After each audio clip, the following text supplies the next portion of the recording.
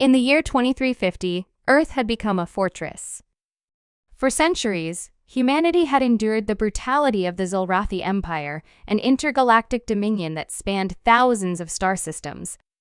The Xulrathi were a warlike species, cruel, calculating, and superior in technology.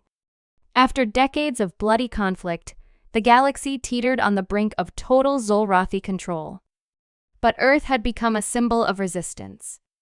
Among the ranks of humanity, Captain Adrian Cole had earned a reputation for being the only man alive who could negotiate with the Xulrathi. He wasn't just a soldier, he was the last envoy, the last human the Xulrathi would ever meet for talks of peace. His body was a patchwork of scars from their weapons, his mind sharpened by the experience of outsmarting his ruthless opponents time and time again.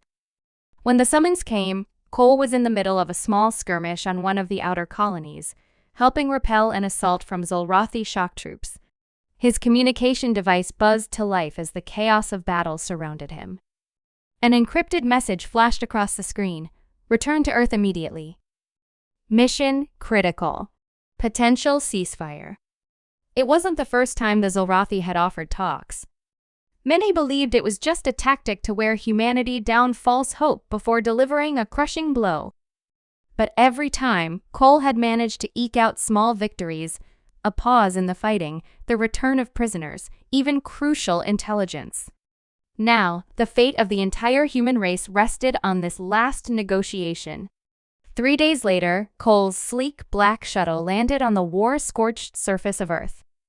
The once thriving cities were now fortified bunkers, hidden beneath layers of defensive shields. His landing pad was near the massive underground facility that had become the nerve center of Earth's defense, the Bastion. There, military leaders and diplomats waited for him in tense silence. General Talbot, a grizzled veteran with a missing arm replaced by cybernetics, was the first to greet Cole.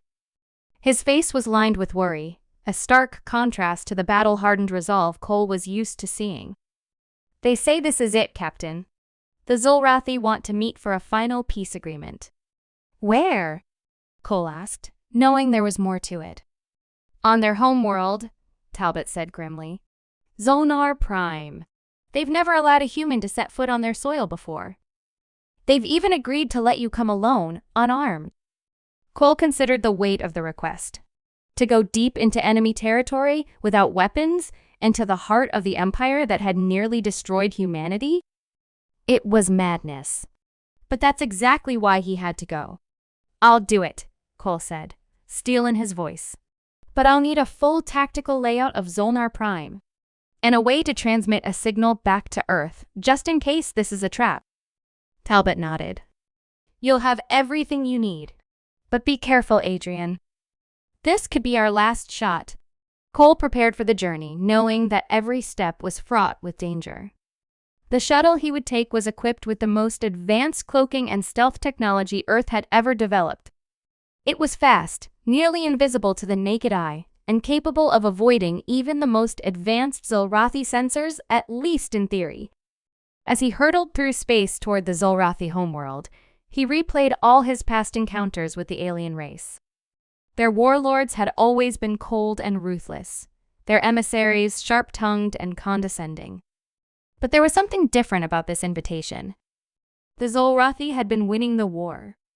Why call for peace now? Zonar Prime loomed ahead, a massive black planet with swirling storms of crimson lightning flashing across its atmosphere.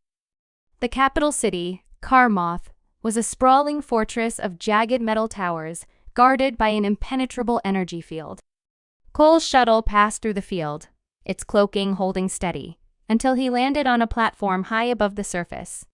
Awaiting him were 3 Xulrathi warriors, each towering over him, their armor adorned with trophies from countless battles. In the center stood the High Commander of the Xulrathi fleet, Vector, a name that had become a curse among humans. He was tall, even for a Xulrathi, his black eyes gleaming with a cold intelligence. "Welcome, human," Vector said, his voice like grinding metal. "You are brave to come here alone." "Bravery and survival go hand in hand," Cole replied calmly. "Let's get to the point." You requested this meeting. What do you want? Vector's mandibles twitched, a sign of amusement or impatience. Cole couldn't tell which. We are prepared to discuss the terms of your surrender. Cole didn't flinch. Surrender isn't on the table. You've fought us for decades, and you know as well as I do that we won't bow. The alien warlord's eyes narrowed. You humans are resilient, but your numbers dwindle. Your resources are exhausted. We have the upper hand. If we continue, your extinction is inevitable. Then why are we here? Cole challenged, crossing his arms. You didn't bring me all this way to gloat. Vector's gaze shifted, and for a moment, the great warlord looked almost tired. Because we cannot afford to win this war. Cole blinked in surprise. What are you talking about? The High Commander motioned for Cole to follow him, leading him through a series of corridors within the towering fortress. They entered a vast chamber filled with holographic displays of planets, star systems, and battle fleets. But what caught Cole's attention was a projection of the Zolrathi Empire fractured, crumbling. Our empire is at its breaking point, Vector said, his voice low. The wars we have waged for centuries, not just against your kind, but against others, have drained us. Our resources are nearly gone. Our people grow restless. We cannot maintain this war without destroying ourselves. Cole processed the information. The Zolrathi, the seemingly invincible conquerors, were on the verge of collapse. And they were desperate enough to admit it. So, what do you propose? Cole asked carefully. A truce, Vector said, surprising him. Not surrender. We will withdraw our forces, cease our attacks, and allow humanity to rebuild. In exchange, we need time to heal, to rebuild our own strength. We are offering you a chance to survive, Captain. Cole's mind raced.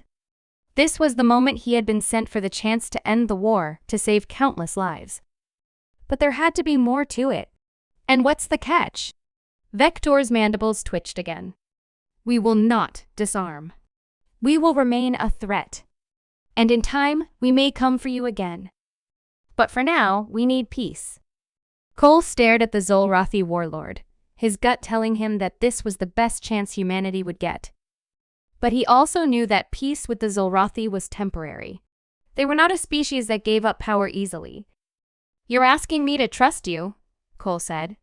Why should I believe you won't turn on us the moment you've regained your strength? Vector's eyes gleamed with something almost like respect. Because we have learned one thing in this war, human. You are not like the others we have conquered. You are dangerous, unpredictable. And perhaps, in time, you may be the only allies we can trust. Cole stood in silence for a long moment, weighing his options. Finally, he nodded. I'll take this back to my people. But know this, Vector, if you betray us again, we won't just fight you. We'll end you. Vector let out a low, rumbling laugh. I would expect nothing less from you, Captain Cole. As Cole boarded his shuttle, leaving the heart of the Zolrathi Empire behind, he couldn't help but feel a sense of cautious hope. The war might not be over, but humanity had earned its survival. And for the first time in years, there was a chance for something more.